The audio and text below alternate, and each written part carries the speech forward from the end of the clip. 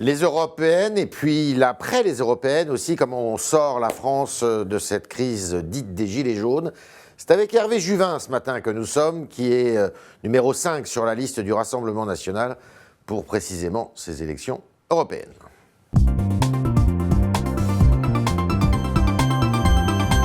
Hervé Juvin, bonjour. Bonjour. Bienvenue dans ce studio. Alors, vous avez dit que vous aviez des convergences avec François Ruffin. Lesquelles ? La principale François Ruffin, qui est une des figures de la France insoumise. Le principal, c'est que je crois que le progrès ne vaut que s'il est partagé par tous. Oui. Il me semble que François Ruffin, dans ses déclarations, dans ses actions, fait preuve d'un réel souci pour ce progrès qui doit être partagé par tous. C'est quoi ce progrès ? C'est tout simplement qu'on vit dans un capitalisme exclusif qui ne profite plus qu'à une petite minorité des Français et d'ailleurs des Européens. Et puis je crois qu'on vit aussi dans une démocratie de plus en plus exclusive, puisqu'elle est en train, en fait, de priver le peuple de l'expression de sa volonté et de ses choix. Vous dites On le ça voit alors bien que dans c'est le pas déni le cas du en ce moment. référendum européen. Alors que ce n'est pas le cas en ce moment. En ce moment, la France est en train de débattre, précisément. Oui, enfin, avez-vous vu que les Français ont été appelés à débattre du traité d'Aix-la-Chapelle ? Avez-vous vu que les Français ont été appelés à débattre du pacte de Marrakech ? Absolument pas. Il y a eu des décisions des milliers de essentielles. débats, j'étais pas dans tous. Des décisions essentielles pour l'avenir de la France n'ont pas donné lieu à référendum ni à consultation populaire. En gros, on décide dans le dos des Français de choses qui les engagent, qui les engagent lourdement pour les décennies à venir. Les 3 points qui me séparent de François Ruffin, puisque vous allez me poser la question. D'abord, je suis attaché à la liberté économique et à la liberté d'entreprendre. Pas lui. Je ne suis pas Il sûr est qu'il plus le étatiste soit. que vous, là-dessus. Je pense qu'il est plus étatiste. Je me méfie beaucoup d'un certain discours anti-élitiste. C'est clair que si nous voulons que la France redevienne la grande nation qu'elle a été, nous avons besoin des meilleurs banquiers d'affaires, des meilleurs gestionnaires de fonds et des meilleurs entrepreneurs. Nous avons besoin d'eux au service de l'intérêt national. C'est probablement un second écart. Le troisième écart, c'est que j'ai observé la très grande prudence de François Ruffin à souscrire au mondialisme et au sans-frontiérisme de la France insoumise. J'attends qu'il clarifie ses positions sur ces sujets parce que peut-être à ce moment-là, nous aurions des choses à nous dire. Mais vous avez dit quand même que vous pourriez imaginer un nouvel avenir, un parti national et populaire. Avec lui. S'il clarifie la position traditionnelle de la gauche sur l'internationalisme, certainement oui. Ça veut dire que vous n'êtes pas le Rassemblement national, c'est simplement pour les élections européennes. Vous envisagez un après-demain. J'envisage certainement un après-demain parce que, nous allons en parler, je pense que la France est en danger, je pense que la démocratie française est en danger, je pense que les libertés publiques reculent et je pense que la politique d'Emmanuel Macron met gravement la France en danger. Donc très clairement, il faut préparer les échanges futurs et très clairement, il faut travailler au regroupement des forces nationales et populaires. Donc le Rassemblement national, c'est un passage et le Rassemblement national, vous n'êtes pas d'accord sur tout avec ce parti ? Non, le Rassemblement national peut être justement la formation qui va rassembler tous ces Français qui veulent que la France vive, qui veulent que la France demeure une démocratie, que nos libertés soient préservées, et puis que la France retrouve sa place dans le monde. Donc on n'est plus non plus, avec vous, le clivage gauche-droite traditionnel, même entre l'extrême gauche et l'extrême droite, n'existe plus. C'est un repère géographique qui va demeurer, mais le contenu est totalement brouillé depuis que la gauche socialiste a trahi le peuple et depuis que la droite conservatrice a oublié la nation. Les uns et les autres se sont convertis à une forme de mondialisme naïf, de globalisation heureuse et d'un libre-échangisme qui ruine nos territoires, fait monter le chômage et appauvrit les Français. Il faut sortir de là et je pense que sur un programme tel que je l'évoque, on peut rassembler 2 Français sur 3. Alors, 2 Français sur 3, vous êtes giscardien dans l'expression, pas dans le contenu. On est en plein Brexit actuellement, en pleine négociation avec la Grande-Bretagne qui elle-même vote jour après jour là-dessus. Vous seriez pour un Frexit, vous ? Certainement pas dans les circonstances actuelles. Ce que nous pensons, c'est qu'il va être possible, après ces élections au Parlement européen, de changer l'Union européenne de l'intérieur et de procéder au remplacement de l'Union européenne, qui dissout les nations, par une alliance européenne des nations. D'accord. Le Frexit aujourd'hui n'a pas de sens. La France occupe une place importante en Europe, il faut qu'elle la garde, et la France est d'Europe. Faisons bien garde de faire la différence entre une Union européenne qui, à certains égards, nuit gravement à l'Europe, et l'Europe, elle a existé bien avant l'Union européenne, elle existera bien après elle. Vous regrettez néanmoins si les Britanniques sortent de l'Europe, même une sortie sèche, vous regretteriez ça? Vous regrettez le Brexit tel qu'il a été conçu? Deux choses très différentes. En tant que citoyen français, membre de la civilisation européenne, je regrette le retrait britannique. Oui. Mais je suis en total désaccord avec ces Français ou ce Donald Tusk qui disent qu'il faut punir les Britanniques, qu'il faut leur faire payer leur sortie. Un club dont on ne peut pas sortir, ça s'appelle une mafia. J'observe l'absence de respect du président Emmanuel Macron pour la démocratie britannique, l'une des toutes premières au monde. Il faut savoir que jamais un scrutin n'a réuni autant de gens que le scrutin sur le Brexit. Jamais les Britanniques n'ont autant voté. Je demande du respect pour la démocratie britannique. Il faut trouver un accord avec eux ou au contraire, il faut qu'ils sortent sèchement le 29 mars? Je crois qu'il faudrait trouver un accord avec eux parce que je me méfie beaucoup de la Grande-Bretagne, la grande tradition de piraterie de la Grande-Bretagne, et je pense que l'Union européenne a beaucoup à perdre, une sortie désordonnée de la voie. Plus que. Bien sûr, regardez ce qui se passe à la City, jamais le London Stock Exchange n'a aussi bien marché, jamais l'optimisme à la City n'a été aussi grand. Je crois qu'on nous fait beaucoup de propagande sur le départ des entreprises. Je crois que la Grande-Bretagne risque de sortir plus forte et en tout cas plus agressive des difficulté dans laquelle elle est plongée aujourd'hui. D'accord. Alors, vous êtes le chantre de ce qu'on appelle le localisme. Qu'est-ce que le localisme? C'est l'inverse du repli sur soi. D'abord, le procès m'est régulièrement adressé. Il faut fermer les frontières, il faut se replier, devenir petit. Certainement pas. C'est pas votre Si je sujet. regarde les marques d'excellence françaises dans le monde, les marques de luxe vestimentaires, nos marques automobiles, etc., tout ça, c'est ancré dans des territoires. C'est les Soyeux de Lyon, c'est l'excellence du Choletais et de la Vendée. Ce sont les vallées du Jura ou des Alpes, etc. Toutes nos grandes réussites industrielles sont très profondément enracinées dans des traditions dont certaines sont séculaires. Je ne parlerai évidemment pas du succès de l'agroalimentaire français et de ses succès à l'exportation. Si les Chinois viennent rechercher du lait maternisé de bonne qualité en Bretagne, c'est tout simplement parce que les producteurs de lait sont les meilleurs au monde. Quand on dit prix, alors il y a un côté priorité au local avant le global, ça a un côté écologiste ça aussi. La dimension écologiste est essentielle. Je crois que la science qui a dominé la politique et qui a tué la politique et la démocratie, ça a été l'économie et la fausse science de l'économie. Je crois que la science qui doit nous diriger pour les années et les décennies à venir, c'est l'écologie. La science des systèmes vivants complexes. Nous faisons partie d'un système vivant complexe qui unit les hommes aux animaux et aux végétaux. Les traditions indiennes, les traditions amazoniennes sont bien plus riches que les traditions monothéistes à cet égard. Il faut que la science écologique devienne la science dominante de nos décisions politiques dans les années à venir. Tout doit partir de là. Tout doit partir du respect pour les systèmes vivants, parce que sinon nous allons être confrontés à notre survie. Vous avez un discours qui ressemble un peu à celui de Delphine Batho, hein, au passage. Elle le tenait ici il n'y a pas très longtemps. Madame Le Pen est d'accord avec ça Vous trouvez qu'elle réserve suffisamment de place, justement, à ce discours à caractère écologiste? Je crois d'abord qu'en tant que femme ayant des enfants, Marine Le Pen est très sensible à la question du monde dans lequel ses enfants, et peut-être ses petits-enfants plus tard, grandiront. Et ça, c'est, je crois, une question que tous les parents se posent. Quel monde allons-nous transmettre à nos enfants? Est-ce qu'il va être plus beau, plus riche et plus vivant? Il y a une vraie inquiétude quand vous voyez la multiplication des cas d'obésité, des troubles mentaux dus à l'alimentation industrielle. De grâce que l'on cesse avec ces traités de libre-échange qui mettent dans nos assiettes des produits qu'aucun agriculteur français ne pourrait produire.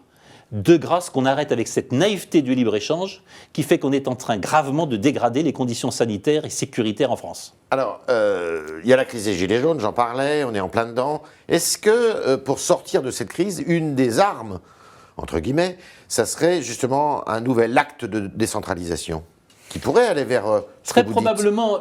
Je suis totalement en désaccord avec la majorité des interprétations sur le mouvement des Gilets jaunes. Je crois que ces causes ne sont pas économiques. Et d'ailleurs, les revendications que j'ai pu entendre sur un certain nombre de barrages ou dans des manifestations ne sont pas d'abord économiques. Vous avez participé à des réunions? Vous êtes Bien allé, entendu que j'ai été des discuté barrages avec un certain nombre de Gilets jaunes. J'ai entendu des revendications de respect. Ils ont le sentiment que ce gouvernement les méprise, est arrogant et n'écoute personne. Peut-être n'ont-ils pas tout à fait tort.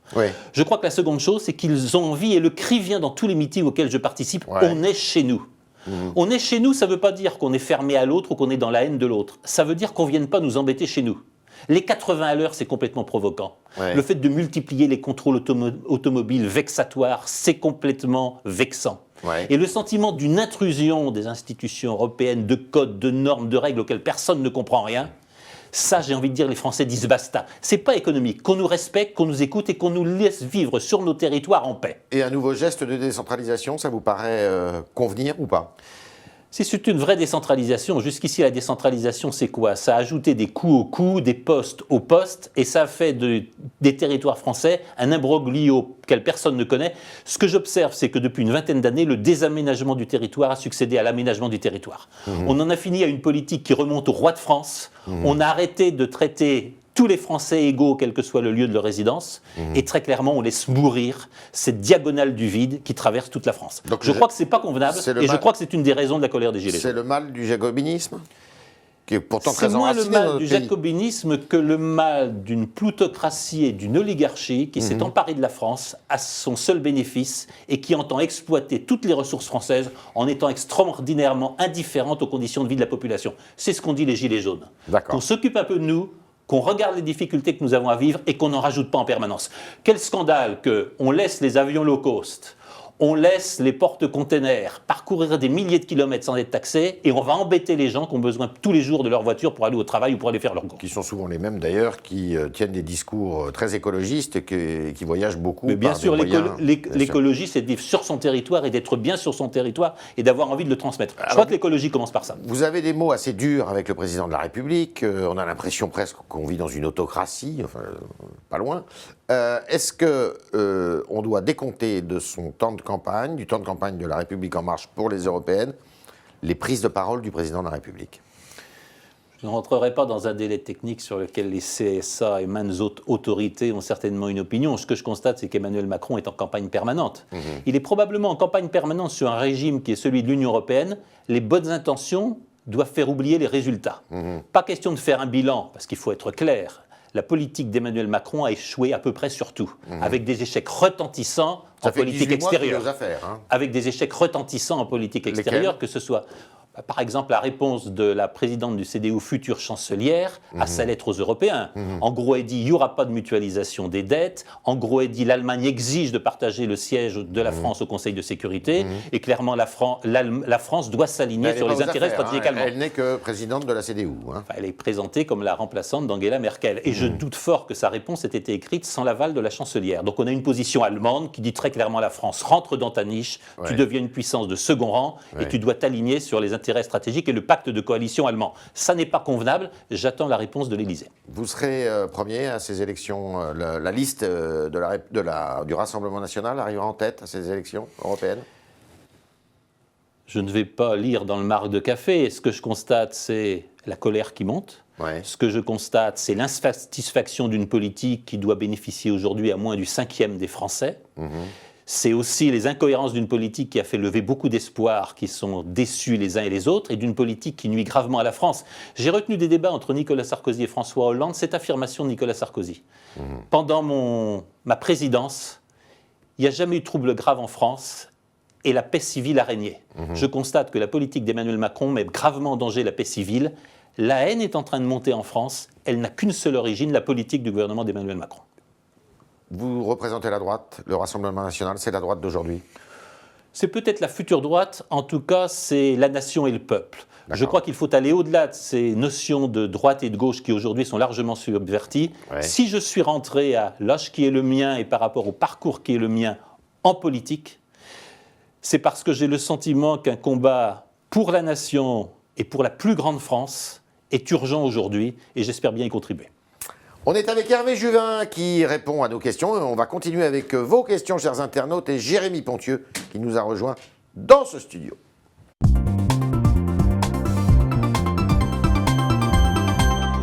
Jérémy, bonjour. Bonjour Yves, bonjour Monsieur Juvin. Bonjour. Alors j'avais une première question de Anne-Marie qui nous dit « L'immigration ne fait pas partie du grand débat, nous pourrions peut-être demander un référendum sur ce sujet, seriez-vous favorable ?»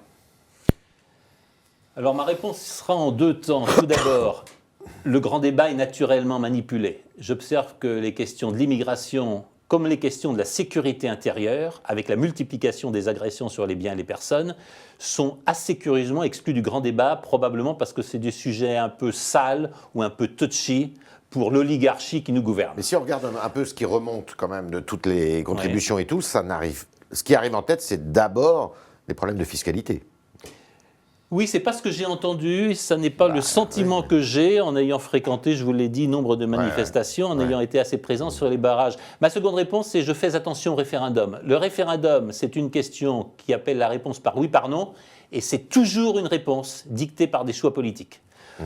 Et donc je suis extrêmement prudent sur un référendum populaire sur ces questions, parce que je m'interroge sur ce que sera la question qui peut prêter à toutes les manipulations. Donc vous n'êtes pas un chaud partisan du référendum d'initiative citoyenne? Je suis prudent parce qu'on peut opérer toutes les manipulations que l'on veut avec ce recours au référendum. Christophe nous dit, soutenez-vous des mesures protectionnistes pour protéger l'agriculture en France? Oui, bien sûr. Je l'ai dit très clairement, il faudra dans la future Union européenne ou dans l'Alliance européenne des nations que l'on dénonce ces traités de libre-échange qui permettent qu'arrivent dans les assiettes de nos enfants et de nos assiettes des produits qu'aucun producteur, qu'aucun agriculteur français ni d'ailleurs européen ne pourrait produire sur notre sol. C'est vrai pour la viande, c'est vrai pour une partie des légumes et des fruits. Certains, c'est la polémique enfle aujourd'hui, certains sont récoltés dans des conditions proches de l'esclavage. Ça ne doit plus se produire. Et il faut effectivement contrôler les conditions dans lesquelles sont produits les biens et les services qui accèdent à notre sol. Sur le Figaro.fr, l'internaute Le Renard Enchaîné, c'est son pseudo. Que pensez-vous de la vision de Laurent Wauquiez sur l'Europe? La vision de Laurent Wauquiez sur l'Europe est intéressante, encore plus intéressante la vision de M. Bellamy, parce que j'ai envie de dire, je ne vois pas très bien avec ces déclarations ce qui nous sépare, et je serais très heureux qu'il nous rejoigne. En revanche, quand je regarde ce qu'ont constamment voté les Républicains, ils ont toujours voté dans le sens de l'Union européenne et de la Commission, et ils ont toujours voté aux antipodes de ce que dit aujourd'hui M. Wauquiez et de ce que promeut M. Bellamy. Je pense que leur problème, c'est de faire le ménage dans leur camp et d'essayer de s'entendre un peu entre eux. François-Xavier Bellamy pourrait être dans ce nouveau parti national et populaire avec vous? S'il s'en tient aux déclarations que je peux lire de sa part, s'il s'en tient d'ailleurs aux livres que j'ai lus de sa part, naturellement oui, des points nous séparent, ce sont des points mineurs. Son souci de la France, son souci de la nation, son souci de la place dans le France, de la place de la France dans le monde et du progrès pour tous, naturellement nous réunit. Question de Louise, très précise, elle nous dit: est-ce que le Rassemblement national va porter des questions pour le droit des animaux lors des élections européennes? Je souhaite pour ma part que la souffrance animale soit présente. Pourquoi ? Parce que je l'ai dit, je pense qu'un des grands échecs de notre civilisation vouée à la technique, c'est de nous avoir totalement séparés du règne animal et du règne végétal. Et la souffrance animale crie vers le ciel nos conditions d'élevage, les conditions d'élevage dans d'autres pays, les conditions de brutalité envers les animaux, effectivement ne sont pas tolérables. C'est certainement un sujet dont je souhaite que le Parlement européen ait à se saisir dans la prochaine législature. Vous n'êtes pas pour autant végétarien ou adepte de la mode végane? Je ne suis certainement pas végétarien, je reste un Français attaché à la tradition gastronomique et culinaire française. Simplement, comme la majorité des Françaises et des Français aujourd'hui, je suis très soucieux de savoir dans quelles conditions a été produit ce que je trouve dans mon assiette. Un internaute s'insurge du naufrage du navire italien Granda American qui menace les côtes françaises. Il nous dit un manque de contrôle rigoureux qui révèle bien le laxisme des autorités maritimes et des États. Il faut durcir la loi. Est-ce que vous êtes... Alors, il faut peut-être résumer pour les internautes, parce que c'est arrivé il y a peu de temps. C'est un navire qui bat pavillon italien, qui a coulé à 300 km à peu près des côtes de La Rochelle, donc au-delà du plateau continental d'ailleurs, si j'en crois mes connaissances, et qui a non seulement des substances dangereuses dans des containers, mais aussi qui a déversé du fioul. Je serais très prudent pour dire qu'il n'y a pas de contrôle. Étant breton, j'ai eu l'occasion à maintes reprises de m'inquiéter des conditions du rail d'Ouessant, etc. C'est extrêmement surveillé. Ce que je crois en revanche, c'est que l'action du gouvernement d'Emmanuel Macron est en train de porter atteinte à nos sécurités. Je vois les atteintes à la loi littorale, je vois la réduction des enquêtes d'utilité publique, notamment pour favoriser le doublement du parc d'éolien, qui est une agression contre le paysage français. Je vois la réduction des moyens de la DGCCRF. Je vois le fait qu'on essaye de remplacer des administrations avec des fonctionnaires indépendants par des agences qui naturellement sont soumises à qui les paye et à qui les nomme. Et je suis inquiet du recul de la protection des Français et du territoire français auquel procède ce gouvernement. Dernière question. Dernière question, alors c'est sur les réseaux sociaux que s'agite beaucoup la question, et le nom plus exactement de Greta Thunberg, qui est proposée pour le Nobel de la paix. Jean nous dit: soyons sérieux, évitons de dévaloriser ce prix, l'écologie n'a rien à voir avec les guerres et les tensions de par le monde. C'est cette jeune Suédoise qui fait le tour d'Europe et qui défend la cause écologique. Là encore, deux mots. Je suis évidemment inquiet du dérèglement du climat, comme je suis inquiet du dérèglement des conditions sanitaires et de l'épuisement de la fertilité de nos terres. je ne peux pas néanmoins ne pas m'interroger sur cette jeune Suédoise partie de nulle part qui, quelques mois après, a fait le tour du monde, est à la tribune de l'ONU. Quels sont les intérêts qui sont derrière? Quelles sont les fondations et les ONG qui l'agitent? Et à quoi va-t-elle se livrer? Je vous avoue que je ne suis pas très à l'aise quand on s'empare de la conscience de nos enfants pour les faire manifester. Je ne suis pas très à l'aise quand des gouvernements et même un ministre de l'Éducation marchent dans la manœuvre et dans la manipulation. Alors là, s'il y a des fake news dans l'idée que cette petite Suédoise partie de nulle part lance un mouvement mondial avec ses seules forces, là très clairement j'aimerais qu'on tire au clair les fils de cette fake news et de cette marionnette. Très bien. Hervé Juvin, merci beaucoup d'avoir répondu à toutes nos questions. Merci, chers internautes, d'avoir posé vos questions et d'être relayés. Aujourd'hui, vous avez été relayés par Jérémy Pontieux. Et à demain, si vous le voulez bien.